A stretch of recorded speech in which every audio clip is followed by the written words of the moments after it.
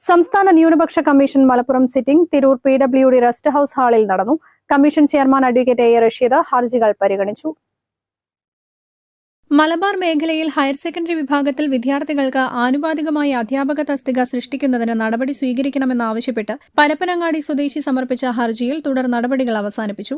നിലവിലുള്ള അധ്യാപകരുടെ പുനഃക്രമീകരണം സംബന്ധിച്ചും തസ്തികകൾ വിന്യസിക്കുന്നത് സംബന്ധിച്ചും സർക്കാർ പരിശോധന നടത്തി വരികയാണെന്ന പൊതുവിദ്യാഭ്യാസ വകുപ്പ് സെക്രട്ടറിയുടെ റിപ്പോർട്ടിന്റെ അടിസ്ഥാനത്തിലാണ് തുടർ നടപടികൾ അവസാനിപ്പിച്ചത്. പോലീസ് പീഡനം സംബന്ധിച്ച് തിരുനാവായ സ്വദേശി സമർപ്പിച്ച ഹർജിയിൽ വിശദമായ റിപ്പോർട്ട് സമർപ്പിക്കുവാൻ ജില്ലാ പോലീസ് മേധാവിക്ക് കമ്മീഷൻ നിർദ്ദേശം നൽകി.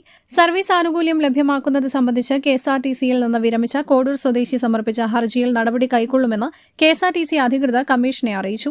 റിട്ടയർമെന്റ് ആനുകൂല്യങ്ങൾ മുൻഗണനാക്രമത്തിൽ നൽകി വരികയാണെന്നും ഹർജിക്കാരന്റെ ആനുകൂല്യങ്ങൾ താമസം കൂടാതെ ലഭ്യമാക്കുമെന്നും KSRTC അധികൃതർ കമ്മീഷനെ അറിയിച്ചു. 97 46 51 51 33 എന്ന നമ്പറിൽ വാട്സാപ്പിലൂടെയും പരാതി സ്വീകരിക്കുമെന്ന് സംസ്ഥാന ന്യൂനപക്ഷ കമ്മീഷൻ ചെയർമാൻ അറിയിച്ചു. News bureau, Malappuram. Alison gold സൂക്കിൽ ഓഫറുകളുടെ പെരുമഴക്കാലം. AKG SMA ഒരുക്കുന്ന സ്വർണോത്സവം. ആലീസൺ ഗോൾഡ് സൂക്കിൽ നിന്നും പർച്ചേസ് ചെയ്യൂ, നേടൂ 2.25 കിലോ സ്വർണ്ണ സമ്മാനം.